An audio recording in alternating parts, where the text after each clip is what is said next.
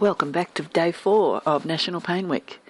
Today we're going to explore pain programs. The aim of this presentation is to help you learn more about programs and what to look for when you're seeking out a formal, structured program to help you with your pain. Many people find that this is a turning point for them. Not all programs are the same. It's important to know how to choose one, and it's reasonable to expect that the relationship between you and whoever's providing the pain program is a productive, positive partnership where you feel that the providers of these programs are on your team, are understanding your situation, and empathise with your pain. To start the ball rolling, I'd like to welcome Dr. Blake Deer to the online studio. Blake is developing an online program for people in pain, and I'd like to say welcome. Great. Thank you very much for the opportunity to talk about our research and our programs. I'm a clinical psychologist by training, but I'm also an Australian public research fellow at Macquarie University, and I'm co-director of the eCentre Clinic. And the eCentre Clinic is a not-for-profit research clinic at Macquarie University that tests and develops online self-management treatment courses for people with chronic or common mental health conditions and also chronic physical health conditions. We know that people experience a lot of barriers getting into standard and traditional face-to-face treatments, and we're very interested in how we can use technology like the internet and computers to overcome some of the barriers and increase access to helpful information and treatments. We've conducted now more than 35 clinical trials with more than about 3,500 adults across Australia. And the pain course, which is one of our newer courses, which we've been working on over the past 2 years, is our attempt to try and create something that will be helpful for people with chronic pain in Australia and will help to overcome some of the common barriers that people experience getting into programs, whether it's cost or distance or time or physical mobility limitations.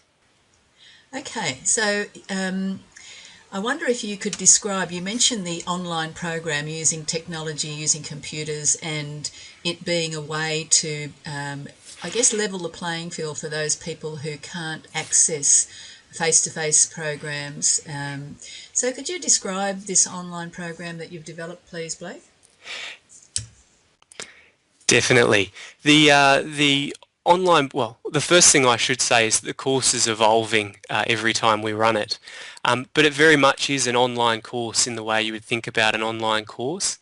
It's designed to provide really good background information around chronic pain, but also symptoms of anxiety and low mood that people often experience as a result of living with pain, and to try and teach those practical day-to-day skills that the research and also we know people find helpful to know about and to use.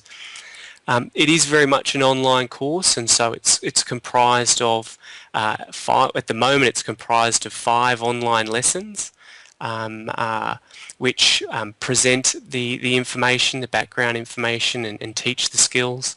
There's homework assignments, but they're not as bad as they sound. They're really tasks and materials that people have told us are helpful for learning the materials in the course and practicing the skills. There's lots of additional resources covering issues that other people have told us is helpful, whether it's working with health professionals, managing sleep and trying to improve sleep and managing day-to-day worries. There's detailed case studies based on past people we've worked with, which really goes through their experience and the challenges they've faced and the things they've found helpful and some of the traps they've found as well. And on top of that, there's lots of emails which we send to people throughout the course, which encourage them through, help to normalise a lot of the difficulties that people face learning the information and applying the skills day to day. But it very much is an online course.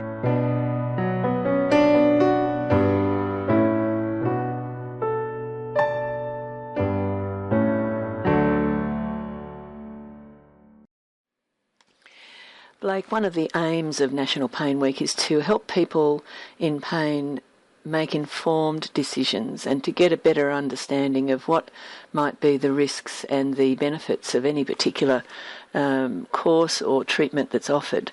So from that point of view, can you help us understand whether or not somebody is likely to get a benefit from this program? That's a very, very good question. Obviously, and it's actually a very difficult question to answer. As a scientist, I can say that we are still developing the course, and we're still actually trying to understand who benefits and when and where and how.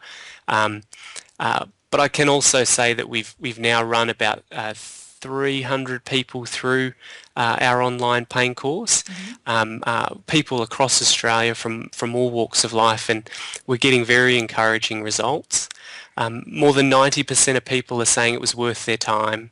They're saying they would recommend a family or a friend who might have chronic pain. And many people are reporting improvements in what they can do day to day, their confidence in managing day-to-day things despite pain.